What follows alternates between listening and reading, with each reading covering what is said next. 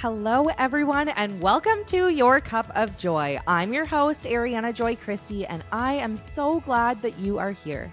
This is a space to inspire, to learn, to grow, and to challenge. Get ready to fill your cup and spread a little joy along the way.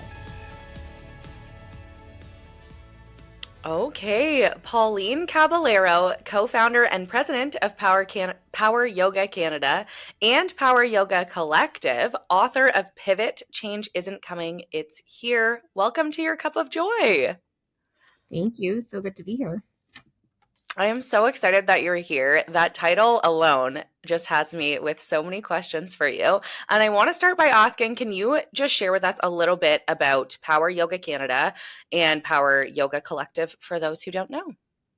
Sure. Yeah. So we are a chain of yoga studios. So we started in 2009.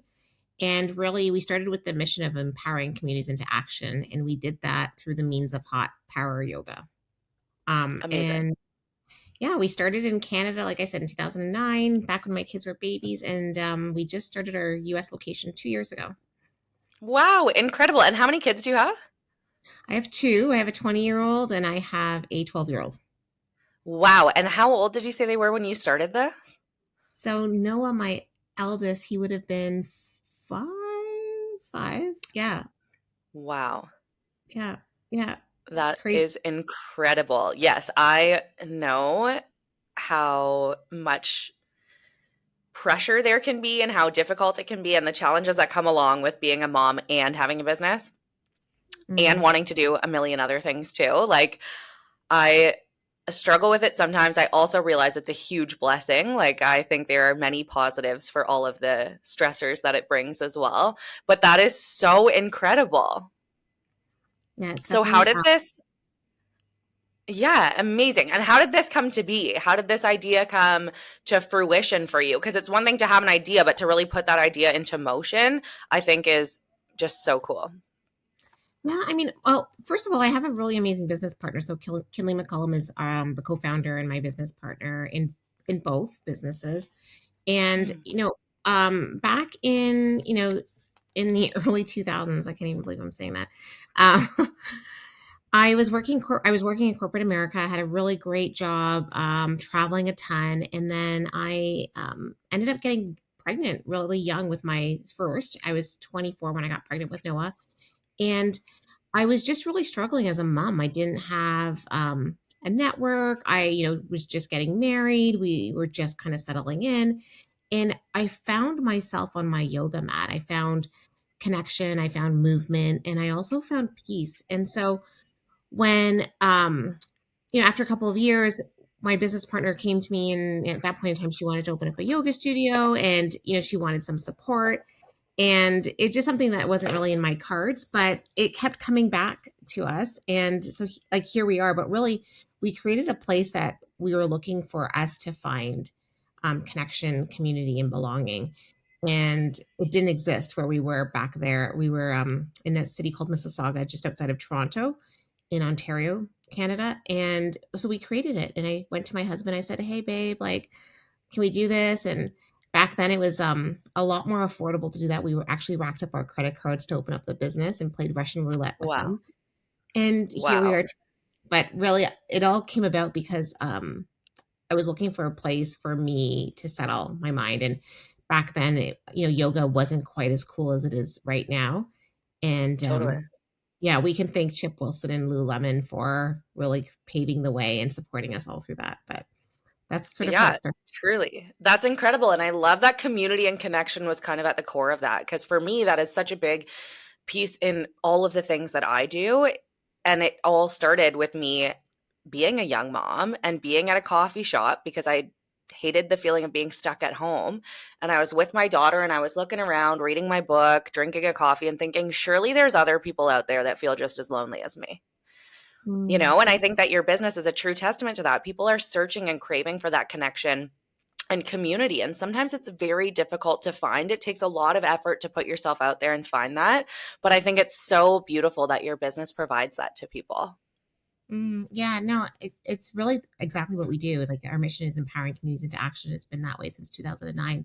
And it's interesting because 2 years ago, so We started our location here in the US because my older son, he was traveling and he was living in Cleveland, Ohio, is where we started our Hmm. second location or our first location in the US. And I wanted my boys to live together. They hadn't lived together for a couple of years. Noah's been traveling with hockey. And so we started this studio and it kind of all just fell into place. But I really was faced with it is challenging, as an adult to make adult friends and to change communities. And really, if we didn't lead with the business, in fact, it's the thing that we're looking to do. And it's been a challenging 2 years in terms of getting into a new market. But if we didn't lead Mhm. with the business, I wouldn't have been able to create the connections and friendships that I have here in Cleveland without yoga as that tool. That's so incredible. And how you mentioned that yoga was something that you practiced before, and that was kind of the start of this. How has your personal practice with yoga influenced how you show up as a business leader? Well, I think it's all one and the same, right? Like who we are on our mat is who we are everywhere. And Mm. really that patience and um really just taking that breath. It's a tool that, I use all of the time, whether I'm practicing yoga or just being in like leadership or being a mom. It's a tool that has been able to carry through. And it's funny because like my eldest son, he grew up literally in the yoga studios and would Oh, I think he slept on every single studio floor, but he uses the practice. He uses it to like calm his nerves and for his stresses. And it's a practical tool that everybody and everyone can use. And I think that it's something that we need even more, with how quickly the world is moving and how quickly things happen. That opportunity to pause, to regroup, and just to take a breath is more important now, more than ever. totally. I couldn't agree more. And it's a very difficult thing to do to create the space and time to be mindful and to actually be with yourself. Sometimes it's like a scary thing, even for me. Like sometimes I'm like, no, I don't want to be with my thoughts because that's like a crazy place to be. But I think it is so impactful and so meaningful, especially when you are in that community. Totally. And when that's what it's funny. One of my meditation teachers, he says, my mind is a dangerous place. I don't want to go there alone. And Yeah, right. It's so true. And that's where that's so the true. group fitness and the benefit of like group practicing and having a studio that you go to that you have regular, I'll say, friends and colleagues and peers that are all committed to the same thing. They're committed to pausing. They're committed to using their mat as a mirror to take some reflection. And you're right. It's not always easy. It's not pretty. It's not perfect, but it's always worth it. Totally. Oh, that's beautiful. I love that. I want to switch gears a little bit and talk about pivot. Change isn't coming, it's here. Tell us a little bit about that. What does this mean to you? Yeah, it's funny, so the book was launched in 2020 and when pivot was like the word around everything that was going on with the world at that time.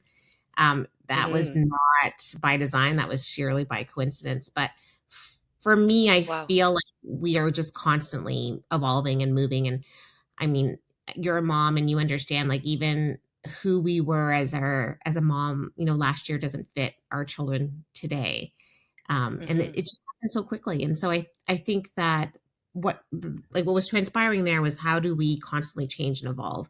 Who I was in my 20s is not who I was in my 30s. And even here in my 40s, it's a constant change and it's an evolution and not making it bad or wrong or I wish I was still that person or remember when, but versus like getting really present with where we are today. And then what do we need to be and who do we need to be and what do we need to be doing in order to fulfill in our best life right now in this moment where our feet are today.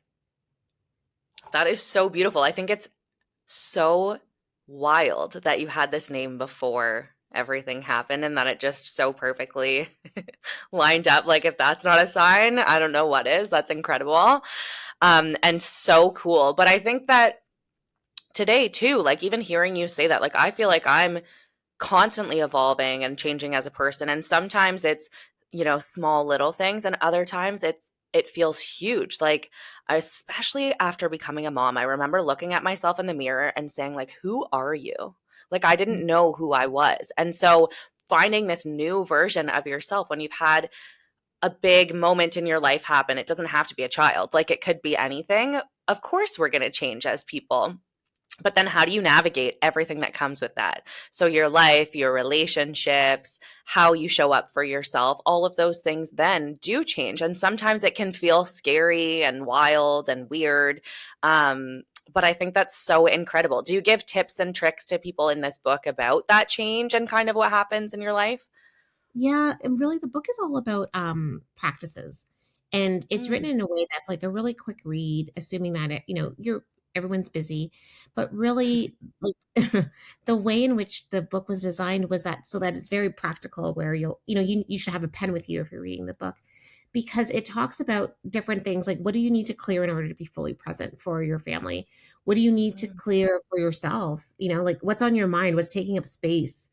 Unnecessary rent in your head that just needs to be let go of. And also understanding that like we're not going to be for everybody. We're not going to be for everyone. And I think the other thing that I really struggled with in my 20s and even in my 30s is like trying to be perfect. Well, what is perfect actually? And even I struggle with the word balance. I think that there's organized chaos. I think mhm. that sometimes things are really working well with me in my career.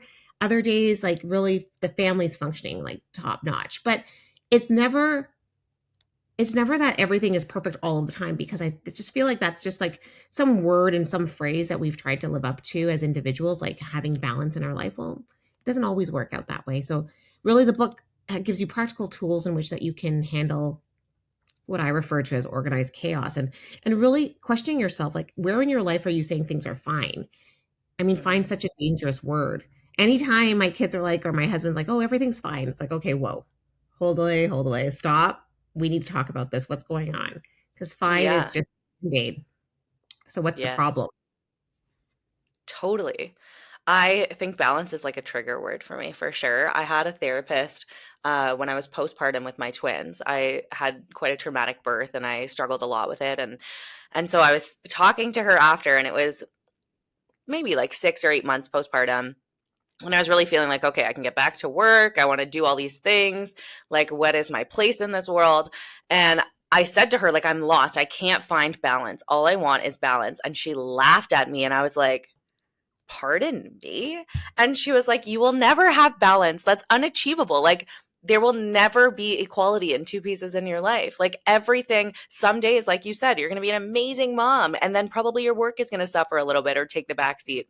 Sometimes your career is going to be doing incredible and your friendships are going to be suffering a little bit. Like, you can't do it all and you can't have everything being, like you said, perfect. And I think once I really realized that and thought, like, okay, today is the day for work, tomorrow's the day for family, the next day is the day for friendships. Like, when you compartmentalize a little bit and think of it more in that sense, it becomes more manageable. Yeah, totally. And then the common thread is you, right? Like who you're being for yourself and for others all throughout all of that compartmentalization. Like it is compartmentalizing and the common thread is you and you bringing your uniqueness to every single area of your life. Hmm. So I Totally. love Yeah, I love that. I also think that sometimes we make mistakes. Sometimes things happen, and that's okay, especially when you're an entrepreneur, you're running a business. Can you share with us a mistake or a challenge that you have faced on your entrepreneurial journey that maybe actually ended up being like a gift in disguise, like the silver lining of the problem? Yeah. Oh, for sure. I mean, geez, I make mistakes every single day. Like, for sure. Um, I mean, we've had we've had locations that we've opened that it just didn't work out, and we've had to fail forward. And I Mm, think very early on, we actually opened up our very first affiliate studio in a really trendy place downtown Toronto, and it was clear early on that we had made a mistake. Now you have to remember this was our very first. So this would have been location number 2. We're just at the precipice of like starting to expand and open up multiple locations. And we really had to make the hard decision of like, you know what, this isn't who we want to be. And quite frankly, break ties quickly, which, I'm very glad that we did in hindsight. But at that juncture in time, it was embarrassing. We were a fraud. Who do we think we are? mm, We can't expand. We don't really understand business. So there was all of that conversation, that internal dialogue that came to the surface. And I mean, that's just one mistake of many. You know, that's just one of many. Every single day, we're making a mistake. We're misstepping. We're not addressing a student in the way maybe we should. I mean, Mm. the one thing that we are doing is that we're doing the best job we know how to do in the moment with the tools that we have. And Yes. that's our commitment. Our commitment is to do as much good as we possibly can and to leave every situation better than we found it. Mm. Sometimes we're gonna honestly, sometimes we're gonna hit a home run and other times we're gonna fall flat on our face. But what I will say is that, us and our team and myself, like I'm committed to doing that. And it's not always easy. I can tell you there's been lots of times, even in the last 2 years. So like we've been doing this for over almost 16 years. And the last 2 years we're reinventing ourselves in the United States. And there's lots of times where I've called my husband, like, I can't do this. I, Mm. I give up. And so I think from an entrepreneur perspective and, just from a human being perspective, I think the question always is like, I'm always brought to that poem, come to the edge, he said. They said, we are afraid, come to the edge, he said. They came, he pushed them Oh, in. It's like, okay, this is my edge. On the other side of it is flying. I just don't know how I'm going to get there. that is such good perspective. I love that because I think there's another saying about how like you have to be uncomfortable for the good things to happen. Like obviously it's said much nicer than that, but I do often think like when you feel uncomfortable is when something amazing is going to happen. Like nothing happens easily that's worth it, you know? Totally. 100%. So I 100%. love that. Um, there are some other difficult things that come along with being an entrepreneur or putting yourself out there or taking a risk. And one of the things that I hear a lot and that I definitely struggle with too is imposter syndrome. Is this something that you've experienced? Is this something that happens to you? Oh, yeah, for sure. I mean, I never owned a business before this, right? Who am I to Hmm. own a business? In fact, when we opened up our very first location back in '09, I hadn't taught yoga regularly. My business partner was Oh, the yoga wow. teacher. Oh, yeah, we were painting one of our studios, and she's like, "Have you taught yoga classes?" I'm like, "Nah, not really." And I really did a good job. And I know for those listening, I mean, I'm sure there's a whole bunch of judgment and expectation, like from that statement alone, for sure. And now, I'm 16 years in, tens of thousands of hours of training. Um, and when I started, I just started. I didn't know how. And I'll tell you the difference was people want to be seen and heard. And one of the things that I did have was guest experience and creating a magical guest experience. That's really the recipe for us. It's welcoming them. So I would welcome you. I would ask you about your twins. I would know Oh, about your life. And then, we would put you in Savasana and then we would rinse and repeat. We would do the same thing over and over again. And so I think, for anyone listening that's got some grandiose idea that has never done it and, suffering from imposter syndrome, just like I did and still continue to do, by the way, um, the first step is just taking that step. The first step is the step and then that is doing it such over. good advice because it's true. Like if you're not going to do it, like someone else will and you might as well try. And what's the worst thing that happens? Like you fail. And I love that you said fail forward because yes, if you fail, like then that wasn't meant to be and there will be new things that come, but I think that there's power in trying and putting yourself out there and just trying and saying like really what's the worst that could happen. Yeah, you owe it to yourself and you owe it to like you just owe it to yourself. You Totally. have to take the first step. I agree for sure. There's another buzzword I think that happens a lot, especially in the social media space, and that is authentic or authenticity. People talk a lot about being authentic, and I think that because it's a word that's used so often, we sometimes lose the actual meaning of it. But to be truly authentic is such a beautiful thing, and it's very hard to find nowadays, I think.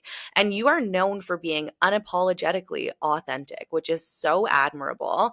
How do you stay authentic, especially when leading, mentoring, being with others? Yeah, it's tough. I mean, it's easy to lose yourself in, what's popular.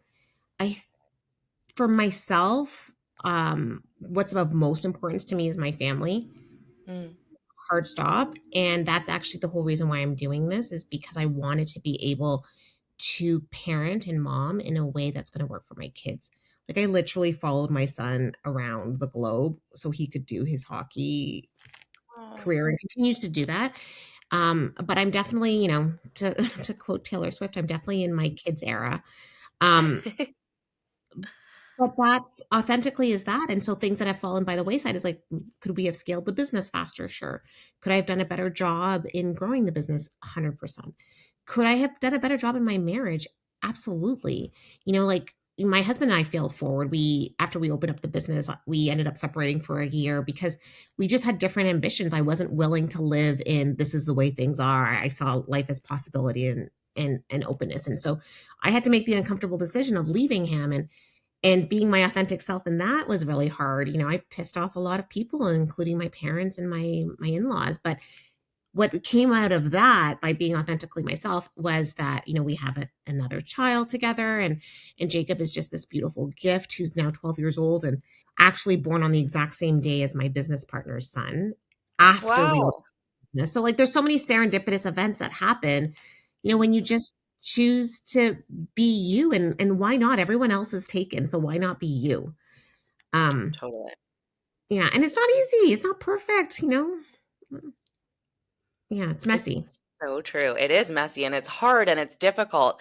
And thank you for sharing that with us. I think that sometimes, we talk about parenting, we talk about our friendships, but sometimes our relationships are so far on the back burner that we don't even talk about them. Like, we don't even address that in conversation. Like, it's rare that I'm even talking about like a spouse on this podcast because it's just not top of mind. And it's sad to say, but I think it's the reality for a lot of people, especially when a business is in the forefront, or maybe your kids or your career or things like that.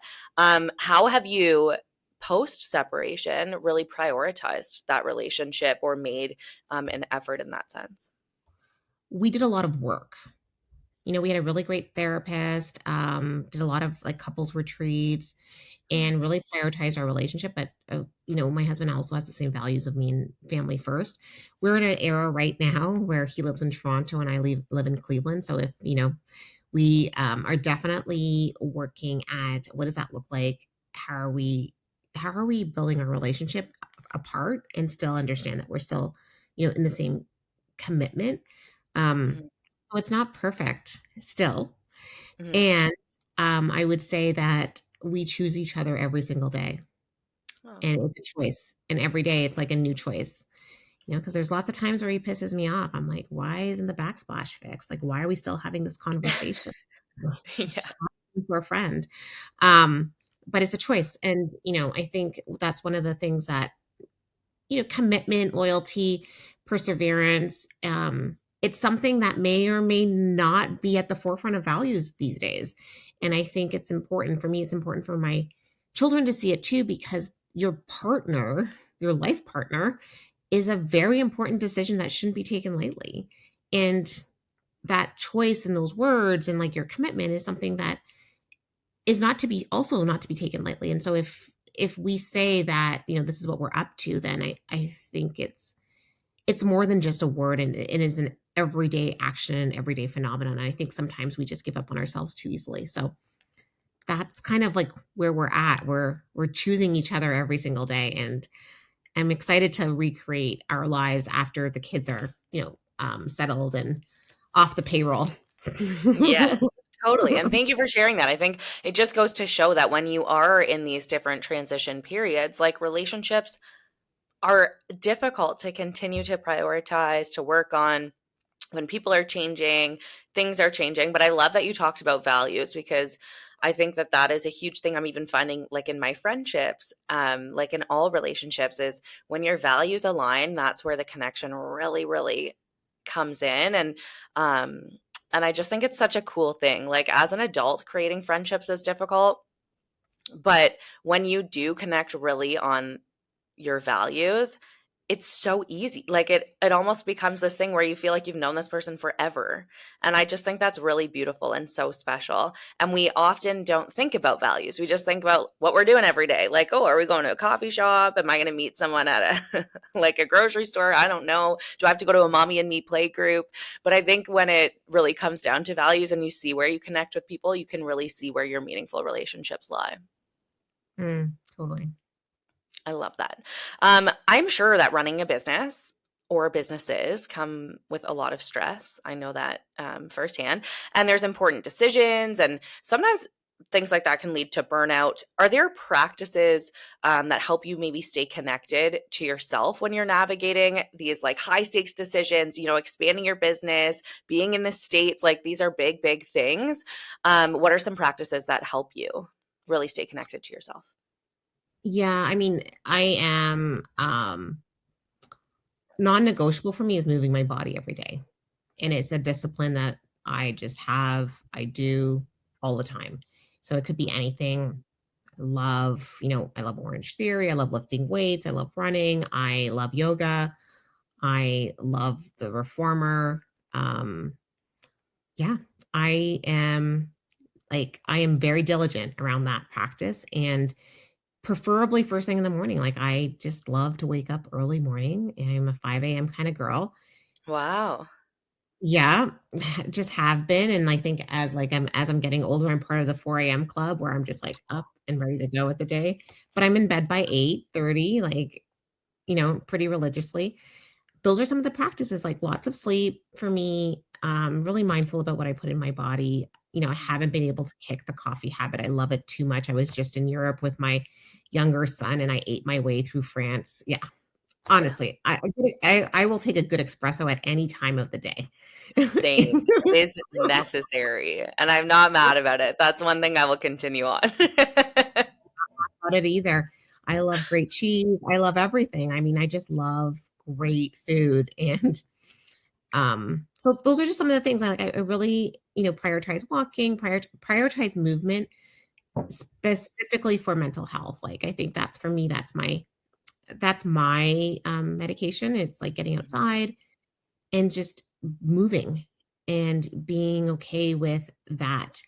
And I like to do it first thing in the morning because no one's awake and no one's around, no one's bugging me, no one's emailing me, no one's texting me, no one's calling mom. Like it's and then I don't have to feel guilty about it for the rest of the day too. I've already done it. Yes, and there's no excuse not to. I find the later in the day, like, the more excuses come up or things that are prioritized over it. I'm the same with you, like, I have to move my body every day, or else mentally I'm not in a good space. And I love that you said, though, 2 things, non-negotiable and discipline. Like, sometimes when we say, like, "Oh, I love to move my body every day," like, I get a lot online of people saying like, "Oh, must be nice to have that time," or "Oh, I wish I had time to do that." And I'm like, "No, I came from years and years and years of telling myself, I wish I had time to do this." And then one day I was like, "This is enough. I have to do this every day." And I am way more productive with the time that I have. It's not a loss of time, it's actually adding energy to my day. And I think when you switch that mindset and really say, yes, it is discipline and it's a non negotiable, then if you treat it just like you do of all your other meetings in a day or your business or whatever it is that you prioritize, you just have to switch your mindset. And it is a discipline, but it comes with great reward. Yeah, you have to get radical about your health. Mhm. And you have to be radical about it. That was the note that I sent to our community for 2020. We call it 2020 Thrive for 2025, but it's so important. Like I've never had a day where I brushed my teeth and I thought, you know what? I should have used those 5 minutes for something different. That's how I feel about my fitness. Like it's just like brushing my teeth. I do that every day. Everyone's thankful that I brushed my teeth. I'm Mhm. thankful that I brushed my teeth. It's the same thing for me around my fitness routine. I love that, and that's a really good tangible example to make it so, like, just blunt, like, yes, it's true, and I say to people sometimes too, I used to think like, "Oh, I don't have enough time because I need 20 minutes to drive to the gym, an hour to work out, 20 minutes to, you know, make myself look presentable again, and then 20 minutes to drive home, like, who has that time?" But then I Mhm. really just switched my mindset to say, "Okay, if I have 5 minutes today that I can go for a walk, like, that's what I'm gonna do." And tomorrow, if I can make that 10 minutes, then I'm going to do that and build from there. But I think when we make it this big idea in our head, of course it's impossible. Of course we can't bring ourselves to do that. But if you really make small little changes, then there's so much growth from that. I love that. It's so true. The person who taught me the most about discipline was my older son. He is very disciplined around his routines and specifically around journaling. So he journals Wow. every single day. And he started, and that's it. He just was building a micro habit. Like he just kept building on top of it and on top of it. And for him, it's a non-negotiable. We'll be having a full-on family convo. He's like, okay, guys, gotta go. I'm gonna go journal. And my husband and I were like, this kid is so selfish, but he's not. He's actually taking care of him so that he can be better for everyone else. And so, I was really inspired by that. I was like, hey, like that's cool. And what does it look like if we're, constantly taking on little micro habits for ourselves so that you're saying it doesn't have to be some grandiose idea. It could just be something that we build on. Totally. And I just think it's so incredible that when I started this podcast, I called it Your Cup of Joy because I thought, okay, what am I going to do to fill my cup? I was lost. I was not doing anything for myself at that point in time. And I truly felt that I was being selfish if I even went pee by myself. Like I constantly was holding a baby 24/7.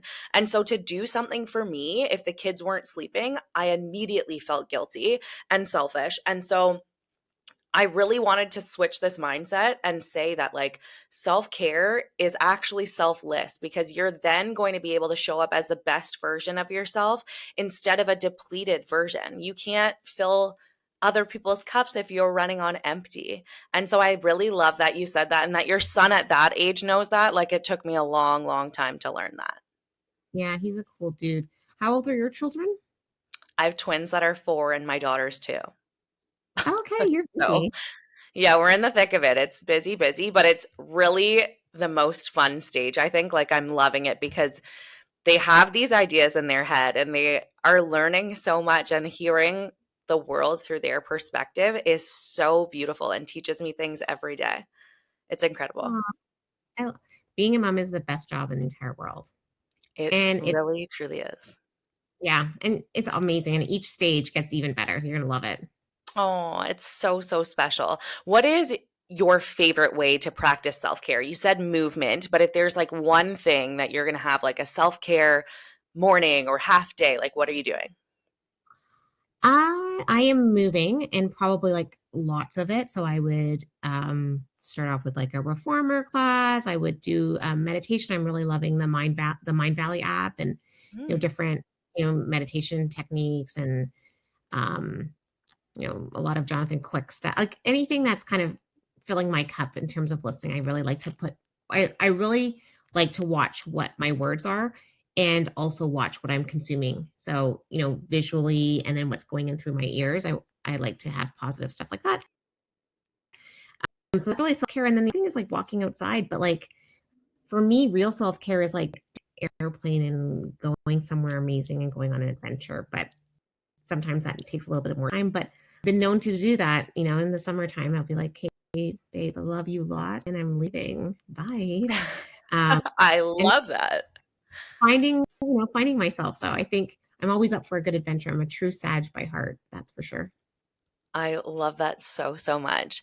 Can you share with us maybe a time that you've chosen self-care over productivity and what that's taught you?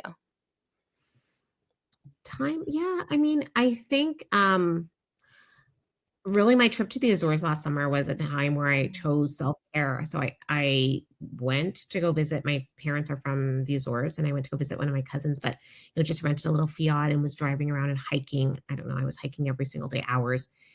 And it was a time where I'm actually trying to get another book out of me called Building a Business One Breath at a Time. And that was last summer. So I still haven't gotten it out of me. There's a first draft somewhere, but um, Amazing. well, I mean, really what that taught me though was the importance of taking care of myself. So, mental health is really important to me. I have a younger brother that has very severe mental health issues. And so I think for me, there was a tipping point of like, okay, if I keep working this hard and, I hate the cliche of burning the candle at both ends, but like truly like Mhm. burning myself out and Yeah. down, um, there wouldn't be this opportunity like this year to actually continue to thrive and to develop. So by pausing and taking that time, and I know that not everyone is able to just like get on an airplane and check out of their life. Of course. Um, but there are different ways, there's different ways of doing this. I have a girlfriend who practices silent Mondays, Wow. where takes no phone calls, has no video consumption, and just really reflection, and which is interesting and very counterintuitive for society because Mondays is like the planning day and Yeah. busy, and she does the complete opposite. And for her, that's her way to like restore and to renew. So I think for myself, it's like I'm just constantly getting curious of like, what do I actually need? And quite frankly, everything can wait. Mm. Everything. Yeah. Once you take control of your time, I think it switches everything, but that's a very difficult thing to do, to not run on somebody else's schedule. I'm like a people pleaser, a yes woman. And so when someone asks for a meeting at this time, I'm immediately like, sure, no problem. I can make myself available. And then I often find myself thinking like, why did I do that? Like, why did I say yes to that? Or why didn't I just say like, oh, how about next week? Why did I fill this week so much? And so I'm trying to be better at that, at managing my own time and being like the owner of that. Yeah, I mean, because at the end of the day, your email is other people's agenda, right? I think you even talked about it earlier in this podcast about the words that create your world, right? Like you were saying, I'm so busy, I don't have time to work out. And so if we say the same thing, like around our schedule and like around like meeting with people, just getting really curious, like, okay, well, what is the world that I'm creating with my words? Mm, I Like, love just that. curious. Yeah, I'm like reflecting on it as you say it. I really, really like that. And that is a really good perspective. And it's interesting because I think we hear these phrases and sayings like in society or in the world, and then we feel something like some type of connection towards it. And then we really start using that on our own. But I think when you take the time to reflect and really say, like, yes, like this is my life. I get to choose what's happening here. Um, it's beautiful when you're able to do that. And it's difficult to get there, but I'm trying. Yeah, and it's a forever phenomenon. You're like Yeah, just you're a constant student, right, of life. And how cool is that? We totally. live that. That is really beautiful. What are you most proud of in the communities that you've built? Uh, I'm most proud of like the connection and just like the communities in itself, really. It's it's always fascinating to me, like if I'm out and someone's like, oh, I love the yoga studios, or thank you so much, or really that is always for me just such a blessing. And quite frankly, it is been a tool for my family. And Mm, so, like to see, I think one of the teachers messaged me yesterday saying that my older son was practicing with one of our neighbors, and so it's for me, it's like it's a real life experience, right? So mhm, that's what I'm most proud of is that it's not something that we built for people over there. It's something that we've taken on in our life as well. So when I say like yoga is for everybody and yoga can change your life if you hit your mat, I mean it. I mhm. mean, and I've seen it firsthand with like myself, with my family, even my sister-in-law, one of the teachers just messaged me and said, do you know that your sister-in-law comes to the studio like 2 or 3 times a week? I was like, no, I didn't even know that. And it's So just cool. super cool. It's like, we've built something that people can use and it can serve their life. And really, what else are we here for if we Mhm. can't serve others? Totally. I love that. And it's so neat that so many people in your life also do practice, especially at your place. Like, I think what a full circle moment for you to hear that and to know that people are really enjoying it and having impact from something that you've built. That's really special. Yeah, I mean, they didn't at first. Let me just tell you, people are very, but it's okay. I'm okay with it. Now you're here. I love that so much. I often think about legacy and impact. We're talking about, people in our lives accessing this community that you have built, and that creates huge impact. What legacy do you hope to leave on the mat, in business, in life? I mean, the legacy I hope to, I know I probably sound like a broken record, but the legacy I want to leave is through my children. Mm. If you want to know who I am, like, just spend the day with my kids. That's the Oh, legacy that's most important to me. Um, yeah. I love that so, so much. And I think as a parent too, like I feel the exact same. I think it's so special to see these little humans that we've created. And sometimes when you hear them say things that you've said before, like you realize, wow, I really do have so much impact on these people and what they bring to the world. And it's very, very special. Yeah, and to love them anyways, even after they crash your car. Oh, yes. I cannot even imagine what that will be like. It'll be A fun. parent's love, you know? Um, Typically, to end, I like to do some rapid fire questions. Is that okay with you? Yeah, sure. Let's do it. Okay, coffee or tea? Coffee. I feel like I knew that. I also feel like I might know this one. Beach or adventure? Adventure. Love. Read a book or watch a movie? Read a book. And all-time favorite snack? Ooh, that's a good one. Snack. I don't know. I mean, can I say wine? Of course, I love that. Wine. Amazing. Perfect. Well, thank you, Pauline, so much for joining us. Where can people find you and connect with you? Well, you can find me on Instagram. Pauline Caballero is my handle. And then Power Yoga Canada or Power Yoga Collective.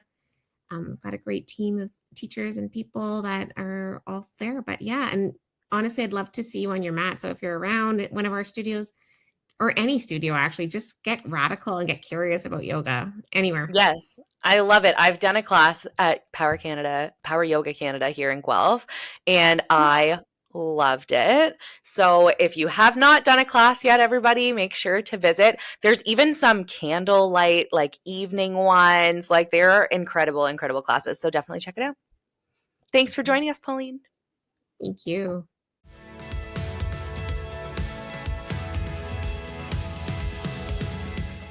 Thank you so much for tuning into this episode of Your Cup of Joy. I hope you enjoyed today's conversation as much as I did. And if this episode resonated with you, or if you've been loving this show, I'd really appreciate it if you could take a moment to rate, review, and subscribe wherever you are listening. Your support helps the podcast grow, it helps it reach more people, and it means the absolute world to me. So keep filling your cup with joy, and I will see you next week.